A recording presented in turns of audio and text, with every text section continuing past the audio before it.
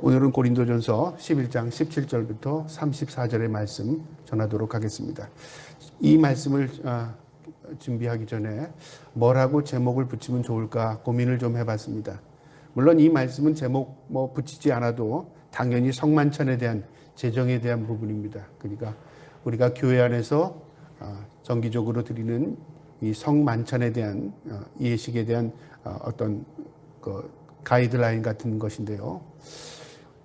이 말씀은 성만찬에만 적용되는 말씀이 아니라고 봅니다. 왜냐하면 교회의 모든 예배 행위 가운데는 우리가 성만찬만 있지 않습니다. 기도도 그렇고요. 또 하나님 앞에 드린 예물도 그렇고 찬송도 그렇고 또 목사가 행하는 하나님의 일이라고 말하는 것들 가운데는 여러 가지가 있습니다. 그런데 우리가 의식하지 않고 행하다 보면요. 오늘 이 고린도 교회가 행한 이 실수를 우리도 반복해서 행하게 되는 것입니다.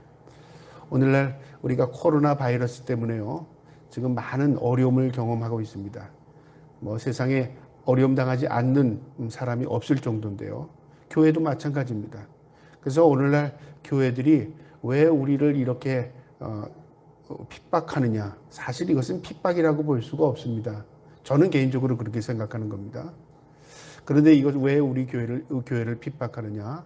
또 세상이 왜 교회를 억압한다?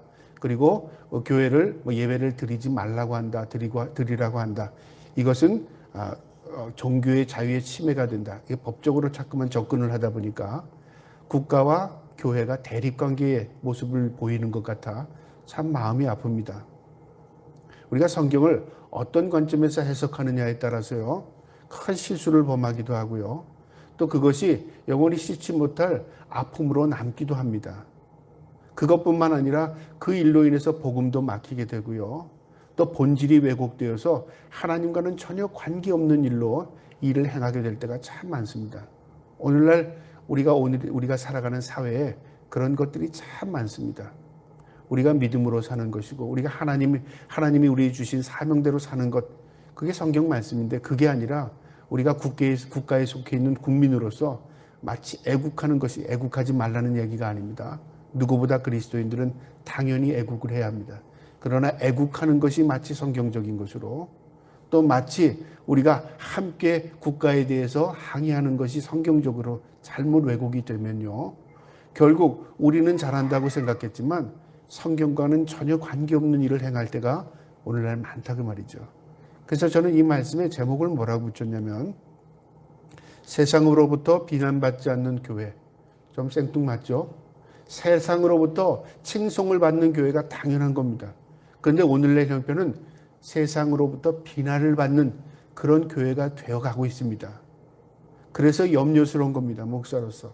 우리가 무엇을 잘못했기에 세상 사람들이 칭송을 하지 못할 망정 우리가 비난거리가 되고 있느냐 그 말이죠.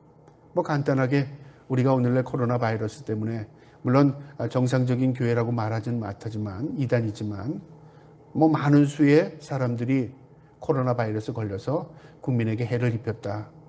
왜 방역에 방해를 했느냐. 이렇게 해서 사람들이 믿지 않는 사람들이 굉장히 그 부분에 대해서 언성을 높이고 좋지 않은 시선을 갖게 됩니다. 그래서 매스컴에서 나올 때마다 보면은 교회가 빠지지 않습니다. 어느 교회에서 몇 명, 어느 교회에서 몇 명. 그러니까 또 교회 기독교 단체에서는 뭐라고 말하냐면 우리만 있느냐 이렇다 왜 교회 이름을 대고 교회만 자꾸만 이렇게 핍박하느냐 좀 거끄럽기도 느껴지죠. 그러니까 교회의 입장에서는 왜 우리만 그러느냐 그렇다는 거죠. 그거로 끝나는 게 아니라 또 다른 집단에서 폭발하니까 교회가 또 그곳에 대해서 비난합니다. 우리만 그랬는데 저쪽도 그랬다. 그 다음에 그 화살이 정부를 향합니다. 정부에서 뭐 했느냐? 왜 이렇게 평등하게 대하지 않느냐? 왜 종교를 핍박하느냐? 특별히 기독교만을 핍박하느냐? 이렇게 대항한다 그 말이죠. 그러니까 그 말만 듣는 사람들의 사고에는 뭐가 생기냐? 국가가 기독교를 핍박하나 보다 그렇게 생각을 하고요. 또 기독교인들이 열심히 믿으려고 하는데 국가가 예배하지 못하게 한다. 그렇게만 생각하는 거죠. 그러니까 대립관계에 이어지는 겁니다. 이건 해결점이 아니라요. 사탄이 기뻐하는 것입니다. 우리가 하나님의 말씀으로 돌아가서 하나님은 뭐라고 말씀하시는가? 지금 이 상황 가운데서 하나님이 너희가 기독교인이니까 예배가 가장 중요하니까 너희가 코로나 바이러스 걸리든 안 걸리든 내가 알아서 할 테니까 넌 예배 드리라. 만약에 하나님께서 그런 음성을 우리에게 들려줬다면 이건 예배해야 되는 거죠. 왜요? 하나님이 책임져 주시니까. 아니면 성경 말씀에 어떤 전염병이 와도 너희가 그거 개의치 말고 예배해라. 내가 책임진다. 만약에 그런 말씀이 있다면 우린 예배해야 합니다. 그런데 성경에 그런 말씀 없습니다. 그런데 우리가 간혹가다 몇몇 열심이라는 그 열심이 옳은 것인지는 모르겠지만 우리가 목숨을 걸고 예배해야 된다. 우리가 과거에도 일제강점기 때 신사참배 한 것 그거 회개하는 마음으로 이제는 우리가 신앙을 지켜야 된다. 그것과 지금은 다릅니다. 그거는 그 핍박은요, 기독교를만을 핍박한 게 아니었습니다. 물론 기독교가 핍박을 많이 당했지만 그것은 외세 세력으로부터 우리나라 전체가 핍박을 당한 겁니다. 오늘날 전염병은요, 가해자가 없습니다. 엄밀히 말하면 우리가 좀 죄송스러운 얘기지만 가해자를 찾는다면 누구를 찾겠습니까? 중국이 가해자입니까? 그렇지 않습니다. 이 가해는 엄밀히 말하면 하나님께서 하신 겁니다. 하나님께서 소멸시킬 수도 있고 하나님께서 만들 수도 있습니다. 하나님의 주권의 섭리 아래 있는 겁니다. 인간들이 이렇다 저렇다 누구 책임 이야기한다고 해서 문제가 해결되는 게 아닙니다. 그러나 일제강점기의 문제는 다릅니다. 그러나 일제라는 외세의 압력으로 힘으로 인해서 우리가 억압당한 겁니다. 그러니까 그것에 대해서 우리가 항의할 수 있는 것입니다. 이것은 항의의 문제를 떠나서요. 무엇을 해야 되냐면 우리가 하나님 앞에 자복해야 합니다. 오늘 성경이 우리가 그거 해답 줍니다. 제가 장구한 얘기를 다 설명하다 보면 마치 정치적으로 무슨 어느 편에 서는 것 같고 마치 정치 얘기할 것 같아서 두려운 마음에 여기까지만 하겠습니다. 오늘 성경 말씀에 그 해답을 얻길 바랍니다. 오늘 이 고린도전서 21장의 27절부터 나오는 얘기는요. 초대교회 고린도교회가 예배하는 과정에서 오늘날도 마찬가지지만 성찬식을 거행했습니다. 오늘날은 우리 예배 때 그러니까 매번 예배 때 드리지 못하고 전반기, 후반기, 그 다음에 어떤 또 절기 때 우리가 맞춰서 성찬식을 거행합니다. 그럼 편리에 따라서 우리가 그 정신을 이어받고 기념하는 것으로 우리가 의미를 이 예배에 우리가 적용합니다. 그런데 초대교회는 어떤 성찬이었냐면요. 모든 예배, 매번 예배 때마다 성찬을 거행했습니다. 특별히 모든 사람들이 일을 마치고 저녁에 모였을 때는요. 이 성찬에 식사와 함께 성찬이 거행됐습니다. 그러니까 성찬 따로 식사 따로가 아니라 함께 모여서 식사를 했습니다. 그리고 맨 끝부분에 그 식사를 마무리하면서 성찬식을 거행했습니다. 그러니까 이 의미는 뭐냐면 먼저 오늘 본문의 것처럼 나를 기념하라는 것이었습니다. 그러니까 성도들, 예수님을 믿는 사람들이 모여서 우리는 하나님의 몸된 교회의 일원일 뿐만 아니라 우리는 예수님의 지체라는 걸 의식하기 위해서 식사의 자리에서 매번 성찬식을 거행했습니다. 그런데 이 성찬식이 이 식사와 성찬이 구별된 것은요. AD 220년에 이 애찬과 성찬이 구별됐습니다. 이 문제가 고린도 교회부터 불거진 겁니다. 그래서 AD 220년대에요. 카르타고 공회에서 뭐라고 말했냐면 이제 애찬을 중지하고 성찬도 중지됐었지만 애찬을 중지하고 성찬식은 낮에 아침에 예배 때 거행하도록 한 것입니다. 그러면 이 고린도 교회에 왜 이런 문제가 발생했는가? 이 문제를 다루면요. 오늘날 우리의 문제가 해결되는 답을 얻을 수 있습니다. 자, 본문을 보도록 하겠습니다. 고린도전서 11장 17절에 내가 명하는 이 일에 너희를 칭찬하지 아니하나니 이는 너희의 모임이 유익이 못되고 도리어 해로움이라. 여기서 사도 바울이 고린도 교회를 칭찬하지 못하겠답니다. 사도 바울은 어떤 말을 전할 때 먼저 칭찬합니다. 너희가 참 그거 잘했다. 그러나 너희가 이렇게 하기를 원한다 그렇게 했습니다. 그러니까 사도 바울은 교회를 격려하고 성도들을 격려하는 쪽으로 얘기를 풀어나갑니다. 그런데 이 얘기를 꺼낼 때는 내가 너희에게 칭찬할 게 없다 그 말이죠. 왜냐하면 나도 그렇지만 모임에 유익이 되지 못한다. 여기 모임은 교회 모임이기도 하고요. 성도들이 함께 모인 모임입니다. 그러니까 구별된 성도들이 모이는 게 곧 교회죠. 교회에 유익이 되지 못한다는 겁니다. 오히려 도리어 해가 된답니다. 무엇이요? 성찬식이. 하나님이 기뻐하는 이 예배의 일부분인 성찬식이 오히려 너희에게도 해가 되고 너희에게 오히려 그것이 모임에 유익이 되지 못한다면 우리가 정신 바짝 차려야 되잖아요. 왜 유익이 못 되는가? 오늘날 우리가 드리는 예배가 우리는 하나님 앞에 드린다고 말하지만 하나님께 영광이 되지 못하고 오히려 그리스도인들에게 유익이 되지 못하면 이 말씀과 동일하죠. 우리가 예를 들어 볼게요. 하나님께 예배합시다. 광화문에 다 촛불 들고 모입시다. 만약에 그래 보세요. 그러면서 거기서 국가를 성토하고 거기서 어떤 집단을 성토하고 있다면 예배가 아닙니다. 일단은요. 예배는 하나님을 향한 것입니다. 근데 예배의 주체가 달라져 버렸어요. 이것을 의식하지 못하고 오늘날 이런 일들을 행하고 있다 그 말입니다. 교회에도 유익이 못 되고 성도에게도 유익이 못 되고 그러니까 우왕좌왕하는 겁니다. 간 사람은 우리는 나라를 위해서 말씀대로 했다. 가지 못한 사람 너희들은 왜 나오지 않느냐 이렇게 손가락질하죠. 안 간 사람들은 그게 과연 하나님의 말씀인가? 여기서 혼돈된다 그 말이죠. 유익이 되지 못하고 오히려 교회의 회가 된다 그 말이죠. 18절에요. 먼저 너희가 교회에 모일 때에 너희 중에 분쟁이 있다함을 듣고 어느 정도 믿거니와 교회에 먼저 분쟁이 된답니다. 어떤 문제가? 예배 때 드리는 이 성례식이 이 성찬이 분쟁거리가 되었다는 거죠. 여기서 분쟁은 다툼거리가 된 겁니다. 서로에게 대해서 불신을 갖게 되는 그런 문제가 생긴 겁니다. 예배 행위는 성찬식이요. 19절에 너희 중에 파당이 있어야 너희 중에 옳다 인정함을 받는 자들이 나타나게 되리라. 긍정력이 먼저 이야기하는데요. 파당이라는 것은 무엇을 의미하냐면요. 서로 나누는 겁니다. 그런데 이것이 오히려 너희에게 옳다 인정함을 받은 자들이 나타나게 된다. 우리가 계속 서로 말다툼하고 싸우다 보면 어떤 결과를 도출하게 됩니까? 누가 맞아? 이게 맞아? 이게 틀려? 그게 나중에 시간이 지나면 알게 됩니다. 지금의 이 문제도요.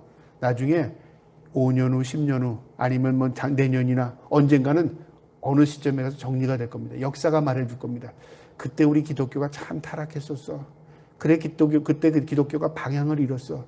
그때 많은 목회자들이 잘못된 길을 갔어. 언젠가는 아마 정죄가 아니라 언젠가는 그것을 분별할 수 있는 시기가 올 겁니다. 그 당시에는 혼돈스러워서 이해가 되지 못하는 일들이 참 많습니다. 이 당시 고린도 교회도 그런 얘기했습니다. 분쟁, 파당이 있지만 이것이 옳다 인정함을 받는 자들이 나타나게 될 것이다. 언젠가는 이거 구별이 돼서 이거 잘못한 것이야, 이게 잘한 것이야. 그런 날이 일 것이다. 이게 긍정적인 면으로 사도 바울이 지금 이야기하는 겁니다. 그러나 20절에 보세요. 그런즉 너희가 함께 모여서 주의 만찬을 먹을 수 없으니 이는 먹을 때 각각 자기의 만찬을 먼저 갖다 먹으므로 어떤 사람은 시장하고 어떤 사람은 취함이라. 사도 바울이 이제 직접적인 이 문제의 근원을 이야기하는데요. 너희가 함께 성찬을 하지 못하게 됐다 그 말이죠. 왜 그런 이유가 생겼냐면 성찬식에 애찬과 함께 성찬을 거행하는데 이 애찬을 함께 모여서 좀 늦는 사람도 기다려주고 또 일찍 온 사람들은 좀 준비하고 그래서 한 마음을 모으면 준비하는 것도 뭐가 되냐면 예배가 되는 것입니다. 그래서 저는 예배를 언제부터 보냐면 목사가 돼서 생각해보면 예배를 우리가 언제부터 드리는 건가? 이 시간에 앉아서 예배하는 건 예배인가? 그렇지 않다고 생각이 드는 겁니다. 토요일부터 아니면 한 주간 동안 주일날 내가 가야지 무슨 옷을 입고 갈까? 내가 어떻게 준비할까? 내가 하나님 앞에 드릴 것, 하나님 말씀을 받을 것 다 준비하는 겁니다. 마음으로 준비하는 겁니다. 내가 늦지 않도록 어떻게 차를 타야 되겠구나. 또 어떻게 해야 되겠구나. 이게 다 준비하는 겁니다. 마음입니다. 우리가 그것이 형식이 아닙니다. 하나님은 우리의 마음을 받으신다고 말씀하시지 않습니까? 그 마음으로 준비하는 겁니다. 내가 만약에 가지 못할 형편이 되면 하나님 오늘은 그 자리에 참석하지 못하지만 내 마음으로 하나님 함께 하겠습니다. 마음입니다. 마음을 동참하는 겁니다. 이처럼 그들이 마음으로 함께 예배를 해야 됐습니다. 그런데 기다리다 보면 배가 고픈 사람이 있어요. 또 어떤 사람은 나는 음식을 준비했는데 어떤 사람은 음식을 준비하지 못해. 가난한 사람들은 음식을 준비하지 못합니다. 그러니까 음식을 준비한 사람들이 먼저 먹자 뭐. 나중에 오는 사람들은 나중에 알아서 하겠지. 그래서 시장하니까 먼저 먹는다 그 말이죠. 여기서 말하는 것은 성찬이 아니라 애찬입니다. 먼저 교제의 음식을 먹고 나서 남은 음식, 조금 구별된 음식을 가지고 나중에 성도들이 오면 이제 같이 먹는다. 그때 이제 성찬을 한다 그 말이죠. 그런 가난한 성도들, 준비하지 못한 성도들은 처음엔 눈치가 보게 되고 좀 짜증이 나겠지만 어떻게 될까요? 시간이 지나면서 마음이 분열됩니다. 그래, 너희들끼리 알아서 해. 이런 마음이 분열이 되면 결국 교회는 나뉘어지고 결국 교회는 상처를 입게 됩니다. 그럼 누가 상처를 입게 되냐면 근본적으로 하나님의 몸된 교회, 하나님의 상처가 되는 것입니다. 그리고 예수 그리스도의 몸된 교회가 나뉘어지게 되는 겁니다. 근본은 뭐였냐면 간단한 것이었습니다. 그냥 애찬에 먼저 배고프니까 먹은 겁니다. 그 단순한 행위가 결국은 교회의 아픔과 상처를 갖게 되는 겁니다. 오늘날 우리가 마음을 모으고 기도하고 함께 하나님께서 뭐라고 하시는가를 깨닫지 못하고요. 이 교회에서는 이렇게 행동하고 저 교회에서는 저렇게 행동하고 오합지졸같이 행동을 하다 보면 국가에서는 어떻게 보면 기독교라는 단체는 기독교라는 집단은 대표가 없구나. 지금 그렇게 생각합니다. 천주교는 어떻게 생각해요? 천주교는 한 덩어리가 됐다고 생각합니다. 불교 나름대로 자기들도 한 목소리가 나요. 기독교는 지금요 한기총, 그 다음에 기독교 장로 협의회, 기독교 교회 협의, 집단이 얼마나 많은지 모릅니다. 왜 그렇게 됐냐면요, 여기서 나눠서 여기서 싫으니까 여기서 나와서 자기들이 또 모이고 그랬어요. 무엇은 옳고 무엇은 그르고라고 말하고 싶지 않습니다. 중요한 건 뭐냐면요, 왜 이렇게 됐느냐 그 말이죠. 그래서 기독교 단체의 대표자를 부르려고 하니까 국가에서, 예를 들어 청와대에서 뭘 불러서 대통령이 먼저 이야기를 나누려고 하다 보니까 대표자가 누군지 모르겠는 거예요. 그래서 여기서도 부르고 저기서도 불러요. 그러다 보니까 힘이 약하다 그 말이죠. 뭐 힘을 강하게 하기 위해서 집단을 하라, 그게 아닙니다. 중요한 건 한 목소리가 나지 않는다 그 말이죠. 오늘날도 지금 많은 교회들이 그런 일들을 행합니다. 우리는 목숨 걸고 예배를 지킬 거야 라고 하는 적이 있고요. 야, 좀 방역에 좀 협조해, 뭐 이런 교회도 있고요. 눈치 보고 양쪽에서 뭐 하라는 대로 하지, 숨어서 또 간판 내리고 예배하는 데도 있습니다. 이렇게 될 때 세상에서 바라볼 때 교회 뭐야? 아마 그렇게 생각하지 않겠습니까? 오히려 자신들이 믿음을 지킨다고 하는 행동이 자신들뿐만 아니라 다른 교회까지 해를 입히게 된다면 이건 어떤 결과를 갖게 될까요? 뭐 우리 교회만 잘 되면 되지 그겁니까? 하나님의 몸된 교회가 아픔과 상처를 입게 되는 겁니다. 이것이 결국 우리에게 상처가 되고 우리에게 죄로 인해서 징계가 됩니다. 그 내용이 뒤에 나옵니다. 잘못 판단하면 이런 실수를 범할 수 있다 그 말입니다. 그러면서 20여 절에요. 너희가 먹고 마실 집이 없느냐? 너희가 하나님의 교회를 업신여기고 빈궁한 자들을 부끄럽게 하느냐? 내가 너희에게 무슨 말을 하랴? 너희를 칭찬하랴? 이것으로 칭찬하지 않노라. 칭찬할 데 없다 그 말이죠. 오늘날 교회를 보면 그렇죠. 풍성한 교회가 있습니다. 넉넉한 교회가 있습니다. 부족함이 없는 교회가 있습니다. 그런가 하면 힘들고 어려운 교회들이 있습니다. 정말 한 주 한 주를 견디기 어려운 교회들도 있습니다. 사람이 아니라 교회일지라도요. 그러면 큰 교회에서는 우리는 어떻게든지 이 교회를 지켜나가야 돼. 그래서 한 목소리를 낸다고 교회에서 몇만 명 되는 교회에서 그렇게 하면 나머지 다른 교회들은 어떻게 될까요? 흔들려 버리는 겁니다. 이게 지금 어떤 정치적인 얘기를 하는 게 아닙니다. 성경적으로 보면 그렇다고 말이죠. 왜요? 옳고 그름의 문제가 아니기 때문에 그렇습니다. 이것은요. 중요한 게 뭐냐면 지금 하나님의 말씀을 뭐라고 하느냐 그 말이죠. 의미를 제대로 알지 못한다 그 말입니다. 자, 그러면서 너희를 칭찬할 게 없다 그 말이죠. 칭찬하지 않겠다 그 말입니다. 23절에요. 내가 너에게 전한 것은 주께 받은 것이니 하나님의 말씀을 한번 들어봐라 그 말이죠. 의미를 전달하는 겁니다. 곧 주 예수께서 잡히시던 밤에 떡을 가지사 이제 예수님께서 하신 말씀을 직접 사도 바울이 적용하는 겁니다. 24절에요. 축사하시고 떼어 이르시되 이것은 너희를 위한 내 몸이니 이것을 행하여 나를 기념하라 하시고 누가 그렇게 말씀하셨습니까? 하나님이신 예수님께서 제정하신 것, 만드신 겁니다. 너희가 예배 때마다 이것을 기념해라. 이것을 너희가 성도들이 함께 나누면서 기념해라. 그러니까 예배의 요소가 된 거죠. 목숨 걸고 지켜야 되는 것입니다. 자, 그런데 25절. 식후에 또한 이와 같이 잔을 가지고 이르시되 이 잔은 내 피로 세운 새 언약이니 이것을 행하여 마실 때마다 나를 기념하라 하셨으니 너희가 이 떡을 먹으며 이 잔을 마실 때마다 주의 죽으심을 그가 오실 때까지 전하는 것이라. 주의 죽으심, 다시 오심을 전하는 것입니다. 하나님이신 예수님께서 우리를 구원하기 위해 이 땅에 오신 것 전하는 것이고요. 주님이 다시 오실 것을 성도들이 몸소 이 성찬을 통해서 전하는 것입니다. 굉장히 중요한 것이죠. 이 예배의 아주 중요한 요소입니다. 27절에 그러므로 누구든지 주의 떡이나 잔을 합당하지 않게 먹고 마시는 자는 주의 몸과 피에 대하여 죄를 짓는 것이라. 합당하지 않게, 올바르지 않게 그 말이죠. 예배가 올바르지 않으면 하나님이 받으시지 않죠. 예배가 형식적이면 하나님이 역겨워하시겠죠. 성찬도 똑같은 겁니다. 성찬이 올바르려면 주님이 제정하신 그 목적에 따라서 함께 다 모여서 함께 애찬을 나누고 함께 성찬에 동요해서 그래 우리가 빈부의 격차를 떠나서 당신과 나는 하나님 앞에 용서받고 죄사함 받은 형제요, 우리는 천국의 백성이요, 우리는 서로 지체다. 이게 서로가 확인이 되고 서로 인정이 되고 서로 사랑하는 동력체가 된다면 어떤 의미가 되겠습니까? 성찬은 하면 할수록 은혜가 되는 것입니다. 예배도 마찬가지죠.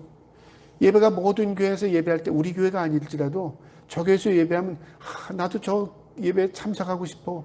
또 우리는 이렇게 예배 드리는데 저 어려운 교회가 있다면 저 교회도 함께 예배할 수 있는 그런 여건을 우리가 좀 도와야지. 뭐 이런 어떤 마음의 공유가 있다면요. 어떤 마음이 될까요? 그게 하나님에서 하나님의 몸된 교회가 되는 것입니다. 그러니까 중요한 것인데 적용을 따라서 우리가 잘못 적용하면 이것이 결국 교회를 나누게 되는 것이고 성도들의 마음을 나누게 되는 것이다 그 말이죠. 의미를 알아라 그 말입니다. 28절에요. 사람이 자기를 살피고 구해야 그 떡을 먹고 그 잔을 마실지니. 자기를 살핀다는 게 뭘까요? 내 스스로를 지금 점검해라 그 말이죠. 먼저 교회가 세상을 향해 지금 불평하고 원망하기 전에 교회가 먼저 생각해봐라. 성도가 먼저 생각해봐라 그 말이죠. 우리가 그동안 올바른 예배를 드리고 있었는가? 우리가 진짜 하나님의 말씀으로 교회를 세우고 있었는가? 우리가 진짜 하나님의 말씀을 받들고 그 말씀대로 실천하려고 몸부림쳤는가 그 말이죠. 우리 자신을 점검해야 됩니다. 내가 진짜 성찬의 이 의미를 깨닫고 성찬에 참여하는가? 그것처럼 오늘날 교회가 그걸 지금 깨달아야 됩니다. 우리가 그리스도인이었는가? 우리가 하나님의 기쁨이 되었는가? 그건 깨닫지 못하고 자신도 제대로 예배하지 못했으면서 이것이 억압이라고 하고 이것이 핍박이라고 하고 이것이 국가에서 우리를 제재한다고 생각한다면 결국 어떤 결과를 갖게 돼요? 대립관계를 갖게 되는 겁니다. 그러면 제일 좋아할 자가 누굴까요? 사탄입니다. 그걸 모르고 있다 그 말이죠. 자기를 스스로 살피지 않습니다. 그 다음에 29절에요. 주의 몸을 분별하지 못하고 먹고 마시는 자는 자기의 죄를 먹고 마시는 것이라. 주의 몸을 분별하지 못한다. 참 뜻을 깨닫지 못하고 그냥 형식적인 행위만 하면 그 행위가 죄가 된다는 거죠. 예배로 돌아가 볼까요? 예배가 형식적으로 예배를 드립니다. 그저 모여서 함께 찬송하고 그 다음에 헌금 걷고 그 다음에 목사라고나 설교하고 축도하고 예배 요소에 다 맞습니다. 그런데 모였는데 광화문 광장에 모였거나 어디 자기들의 성토하는 자리에 모였습니다. 그 다음에 예배한다고 해놓고 예배에 하나님을 찬송하는 게 아니라 거기다 혁명가를 부르고 거기다 자기 집단의 그 추구하는 노래를 불러요. 그 다음에 설교라고 해서 목사가 나와서 설교를 하는데 설교가 아니라 뭐예요? 국가에 대해서 비난하고 그 다음에 어디에 대해서 비난하고 있어요. 그래서 축도하는데 뭐라고 축도해요? 제가 지난주에 말씀드렸듯이요. 절대자, 이 미국에서 일어난 일이죠. 미국에서 국회라는 곳에서 일어났어요. 이제는 목사가 기도를 하는데 유일하신 브라마 세상의 많은 여러 신들에게 강구합니다. 아멘, 아멘 이렇게 하고 워먼 이렇게 하고 있다는 거죠. 이게 오늘날 현실이에요. 그러면 안 믿는 사람도 박수치고 믿는 사람도 그 아멘 있으니까 박수하고 잡다한 거 다 긁어다가 모아가 종합 선물 세트를 만들어 버리는 거죠. 하나님이 이걸 기뻐하시겠습니까? 역겹다 그 말이죠. 형식은 다 맞는 것 같은데 내용에 하나님과 관계 있는 게 아무것도 없다 그 말이죠. 이걸 지금 염려하는 겁니다. 30절에요. 그러므로 너희 중에 약한 자와 병든 자가 많고 잠자는 자도 적지 않다. 약한 자는 뭐죠? 육체의 의미가 아닙니다. 믿음이 약한 자가 있습니다. 믿음이 병든 자도 있습니다. 또 믿음이 잠든 자도 있을 수 있습니다. 온전하지 못한 사람도 있을 수 있다 그 말이죠. 31절에 우리가 우리를 살폈으면 판단을 받지 아니하리라. 그러니까 이 믿음이 약한 사람도 있고 병든 사람도 있고 잠자는 사람도 있는데 그런 사람들을 고려하지 않고 우리가 멋대로 행하면 어떤 결과가 일어나요? 판단을 받지 우리를 살피면 우리를 판단받지 않으니. 여기 좀 복수로 사용했습니다. 아까 자기를 살필 때는 건 단수입니다. 나입니다. 그 다음에 우리라는 건 교회를 말합니다. 32절에 보세요. 아주 중요한 말씀입니다. 우리가 판단받는 것은 주께 징계를 받는 것이니. 여러분, 우리가 판단받는다. 우리는 누구도 판단할 수 없습니다. 왜냐하면 우리 하나님의 자녀이기 때문에요. 그거에 대해서 우리가 그렇게 개의치 않습니다. 중요한 것은요.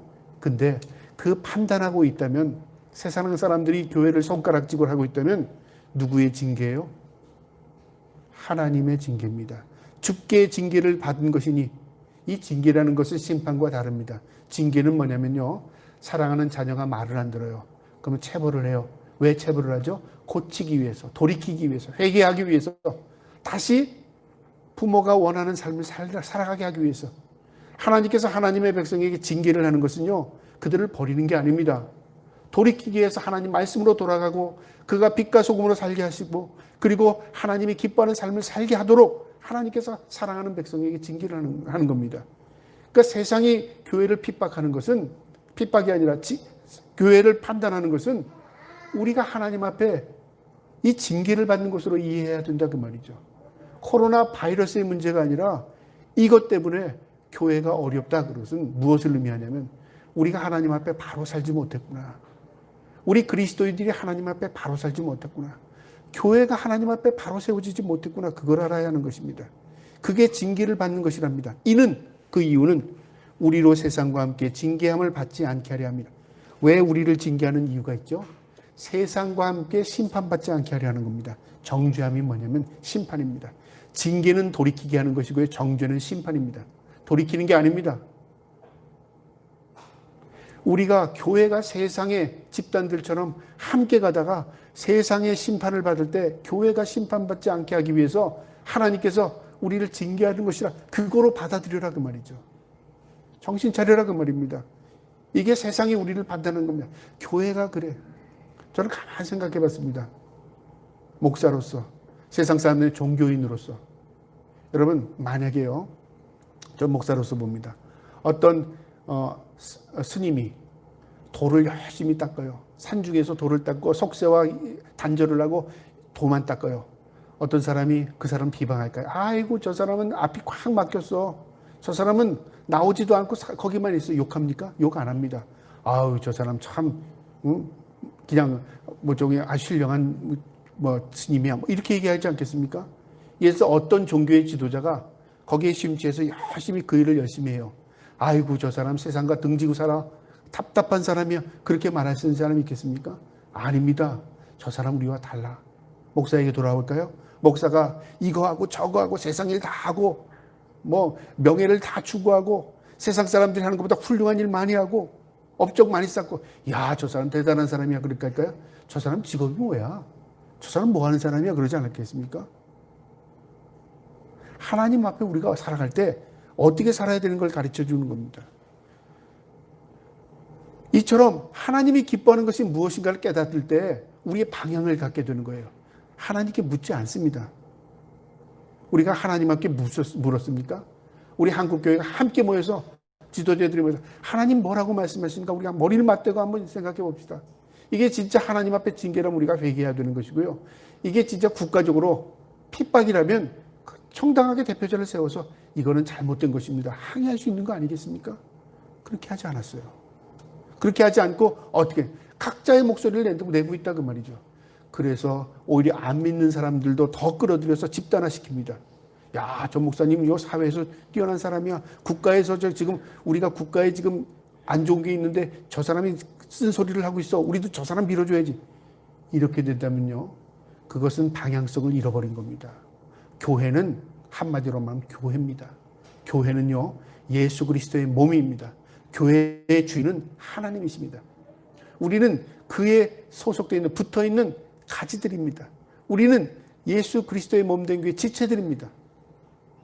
그거를 잊어버리고 독단적으로 행동하게 되면 결국은 이것이 세상 일로부터, 세상 사람들로부터 우리가 판단받는 존재가 되고, 이게 결국은 주님의 징계로 다가온다 그 말입니다.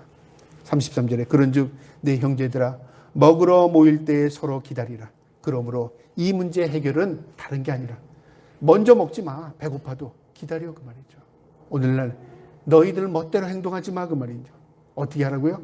하나님이 어떻게 하시는가를 기다리고, 기다린다는 건 무조건 시간 보내라 그 말이죠. 아닙니다. 하나님을 향하라 그 말입니다. 하나님을 향해 기도해라 그 말입니다. 그리고 하나님께서 긍휼과 은혜를 베풀어 주셔서 이 문제가 속히 끝나면 우리에게 은혜가 임한 것이고, 또 다른 말로 하나님께서 그 와중에서도 교회의 성도, 하나님이 택함 받은 백성에게는 전혀 이 바이러스가 전염되지 않는다는 것이 세상 사람들에게 느끼게 된다면 어떤 결과가 있잖아요. 야, 말은 설명을 할 수 없지만 이 하나님이 진짜 살아계시네. 그걸 보게 되지 않겠습니까? 어쨌든 중요한 것은 우리가 하나님과 우리의 관계의 문제입니다. 세상의 문제가 아니라 그 말입니다. 마지막 34절 보겠습니다. 만일 누구든지 시장하거든 집에서 먹을지니 이는 너희의 모임에 판단받는 모임이 되지 않게 하림이라. 그 밖의 일들은 내가 언제든지 갈 때 바로 잡으리라. 너희가 진정으로 배고프면 오기 전에 먹어 그 말이죠. 그리고 너희 모임이 판단받는 모임이 되지 않게, 너희 모임이 세상으로부터 손가락받지 않는 모임이 되길 원해. 너희 모임이, 너희 교회가 세상 사람들로부터 비방받지 않는 교회가 되기를 원해 그 말이죠. 여러분, 오늘날 왜 교회가 세상으로부터 비난을 받습니까? 저는 한번 가만히 생각해 봤습니다. 왜 세상이 교회를, 우리가 뭘 잘못했다고 비난받는가? 근데 잘못한 게 너무 많은 거예요. 요즘에 뉴스를 보면 무슨 아이 죽은 사건, 또 무슨 교회에서 어떤 일 나는 사건들, 뭐 세상 범죄는 구별하고 아닐지라도 교회 안에서 일어나는 일들이요, 세상 일들보다 더 추잡한 일들이 얼마나 많이 일어나는지 모릅니다. 생각해 봤습니다. 왜 이런 일이 일어나는가? 너무 이기적입니다. 교회가 너무 이기적이어야 됐어요. 그래서 오늘날은 개교의 중심이란 말입니다. 개교의 중심. 성경에는 없는 말이죠. 교회는 주님의 몸입니다. 그런데 교회가 다 찢어져가고 개교의 중심이 됐어요. 니네 교회는 니네 교회, 우리 교회는 우리 교회. 개교의 중심이 됐어요. 이기적이 돼버린 겁니다. 그러니까 사람의 마음에도 이기적이에요. 그래서 천국 갈 때도 어떻게 돼요? 이 교회 저 교회 따로따로 가는 것 같이 생각을 해요. 심각한 문제입니다. 그 다음에 또 그리스도인들이 덕을 세우지 못합니다. 세상에 많은 불미스러운 일이 나타나면요, 기독교인이 꼭 낍니다. 목사가 끼고, 그 다음에 직분자들이 끼고, 그리스도인들이 안 낀 데가 없어요. 오늘날도 제가 말하지 않지만 지금 우리 대한민국에서 일어나는 많은 일들을 보면 기독교인들이 다 껴 있습니다. 목사가 안 낀 데가 없어요. 목사 자녀이고 또 목사의 뭐고. 왜 이런 일이 벌어질까요? 이게 뭐라고 그랬죠? 성경 말씀에 징계랍니다. 징계. 세상 사람들로도 판단받는 이것은 하나님이 우리에게 주신 징계입니다. 징계. 아, 저쪽하고 우린 달라, 그게 아닙니다. 우리가 제대로 하지 못하니까 이런 일들이 벌어날 거예요. 앞으로는 저는요, 이런 일들이 더 많아지리라 생각합니다. 왜 그럴까요? 정신 차릴 때까지. 그게 징계의 은혜입니다. 우리가 정신 차리지 못하면 어떻게 되죠? 정죄를 받습니다. 심판받아요. 그러나 하나님께서 교회에게 은혜를 베푸신 거예요. 무슨 은혜를 베풀었냐면 징계의 은혜를 베푸신 겁니다. 깨달아라, 정신 차려라 그 말이죠. 어느 교회 목사가 어느 교회에서 이런 일이 일어나고, 목사의 자녀가 이런 일이 일어나고, 세상 사람들이 계속 손가락질할 겁니다. 너 교회 가지 마. 교회 다니는 사람도 아우 나 교회 가기 싫어. 이런 일들이 계속 일어나게 될 겁니다. 그러나 중요한 것은요, 그 와중에 하나님께서 하나님의 택함 받은 백성들의 영혼을 일깨워 주실 것입니다. 내가 잘못해서 그랬구나. 내가 온전히 생활하지 못했구나. 내가 하나님의 기쁨이 되지 못한 거구나. 저 사람 문제만이 아니라 내 문제고 우리 교회 문제구나. 깨닫게 되는 날 하나님의 은혜가 베풀 줄을 저는 믿습니다. 그 다음에 믿음으로 살지 않아서 그래요. 믿음으로 살자. 교회들이 믿음을 추구하지 않습니다. 거룩이 없어요. 구별이 없어요. 믿음은 거룩이고 구별입니다. 그런데 믿음을 얘기하는데 너무 더러워졌어요. 믿음을 얘기하는데 너무 추잡해졌어요. 믿음이 없는 거죠. 믿음 주시옵소서. 그런데 거룩 말고요. 우리가 구별된 삶 말고요. 내가 원하는 거 주세요. 그게 아니라 그 말이죠. 이처럼 오늘날 성도들이, 오늘날 교회가 믿음 없습니다. 성도들이 믿음이 없어요. 그래서 그런 문제가 생긴 겁니다. 그 다음에 오늘날 한국교회가 비난받는 이유, 이 세계 세상에 이 그리스도인들이 비난받는 이유는 기복신앙화 되어버렸습니다. 기복신앙. 기복신앙이 뭐죠? 내 뜻대로 달라는 겁니다. 주시옵소서. 복, 복, 복, 복. 여러분, 복을 추구하지 않는 종교는 이 세상에 아무것도 없습니다. 그런데 그 복의 본질이 다른 본질이 다른 종교라고 말하긴 그러지만 본질이 다른 것 집단은 기독교입니다. 세상의 어떤 종교도 기독교가 말하는 복이 다른 종교에는 없어요. 기독교는 뭐가 고난이 내게 복이라 그 말이죠. 하나님을 가까이 함이 내게 복이라. 십자가가 내게 은혜리라. 그 복을 다 빼버렸어요. 그러니까 뭐가 돼? 기복화되는 겁니다. 핵심 진리를 성경에서 다 빼버리면요, 세상에 있는 다른 종교와 똑같아집니다. 내가 원하는 것, 내가 받고 싶은 것, 내가 추구하는 것, 그것을 바라는. 그러니까 성경을 읽고 성경 말씀을 한다고 하지만 핵심 내용을 싹 빼버리면 기복신앙이 되는 겁니다. 오늘날 이런 기복신앙이 얼마나 많은지 몰라요. 그러니까 샤머니즘이죠. 우상숭배가 되는 겁니다. 그래서 교회에서 우상숭배하는 사람들이 있어요. 교회가 기복신앙을 가르치고 있어요. 이게 회개해야 될 일이라 그 말입니다. 그 다음에 수없이 많지만 마지막으로 말씀이 없어요. 말씀이. 성경을 읽어놓고 다른 이야기 한다 그 말이죠. 성경을 이야기하고 국가의 정치 이야기하고 있어요. 성경을 이야기해놓고 다른 사람 얘기하고 있어요. 그러니까 사람들이 듣기가 좋은 거예요. 내 마음이 시원한 거예요. 그건 하나님 말씀 아닙니다. 하나님의 말씀 뭐죠? 성경을 통해서 우리에게 양심을 찌르게 하는 겁니다. 우리의 영혼을 일깨우는 것입니다. 우리가 세상보다는 천국을 소망하며 하나님 바라보고 사는 겁니다. 이 시대는 잠깐이라는 걸 깨닫는 겁니다. 그리고 하나님이 기뻐하는 삶이 무엇인가를 우리가 깨닫는 겁니다. 그게 하나님 말씀입니다.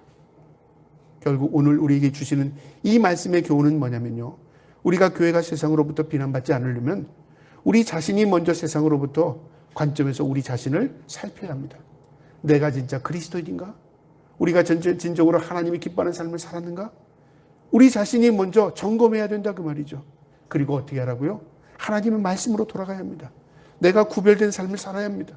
내 자신이 믿음으로 살아야 합니다. 그러면 문제는 하나님이 해결해 주십니다.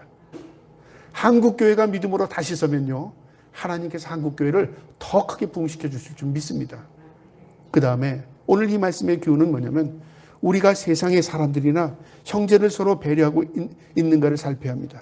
제3자의 관점에서 우리만 예배하면 목숨을 건다 그게 아니라 세상의 관점에서 교회가 예배하는 게 불편한데 저러지 말아야 되는데 그런 마음을 가지고 있지 않는가를 생각해야 된다 그 말이죠. 만약에 세상 사람들이 불편해하거나 세상 사람들이 좀 거치장스럽게 만들었다면 우리가 다른 방법을 추구해야 합니다. 그것이 하나님의 뜻에 합당한 방법으로 연구해야 생각해야 합니다. 우리는 옳다고 생각해서 세상 사람들이 뭐라고 할지라도 우리는 우리 멋대로 행한다면 세상과는 별개, 세상이 등 돌리는 교회가 될 것입니다. 마지막으로 세상이 교회로부터 비난받지 않으려면요, 교회가 세상의 비방거리가 되지 않도록 섬세한 주의가 필요합니다. 오늘 31절에 그 말씀 있죠. 우리가 우리를 살피면 판단을 받지 아니하리라. 우리가 교회가 잘 살피는 겁니다. 이런 상황에서 어떻게 해야 되는가? 여러분, 이런 상황에서 어떻게 해야 될까요? 더 본을 보이고, 그 다음에 더 솔선수범하고, 그 다음에 오히려 방역에는 이런 방법이 더 좋습니다. 그 다음에 세상 사람들이 생각할 때, 야, 교회는 그렇게 모여도 이 전염이 되지 않는데 교회는 이런 방법이 있대. 오히려 세상의 방역을 교회에서 선두에 나갈 수 있잖아요. 그런데 그렇게 하지 않는다 그 말이죠. 세상의 의식을 우리가 세상의 눈치 보려는 게 아닙니다. 하나님의 영광을 위해서 교회는 세워져야 합니다. 그리고 복음을 위해서 세워져야 합니다. 그리고 하나님께서 기뻐하는 모습으로 세워지는 것입니다. 그러려면 어떻게 해야 될까요? 머리를 맞대야 됩니다. 그리고 깊이 생각하고 하나님의 뜻을 구해야 합니다. 지금이 우리가 그런 시대에 살고 있지 않는가 생각합니다. 어쨌든 어떤 방법이 옳고 그른 것을 떠나서요, 우리가 하나님이 기뻐하는 삶, 하나님의 영광에 초점을 맞추고 살다 보면, 또 그렇게 한다면 하나님께서 은혜와 긍휼을 베풀어 주실 줄 믿습니다. 우리 교회가 그런 교회 되기를 원합니다. 또 저 부족하지만 그런 목사 되기를 원합니다. 아무쪼록 하나님 앞에 기도하고 은혜와 긍휼을 구할 수 있는 저와 여러분 되기를 주님의 이름으로 축복합니다. 아멘. 기도하겠습니다.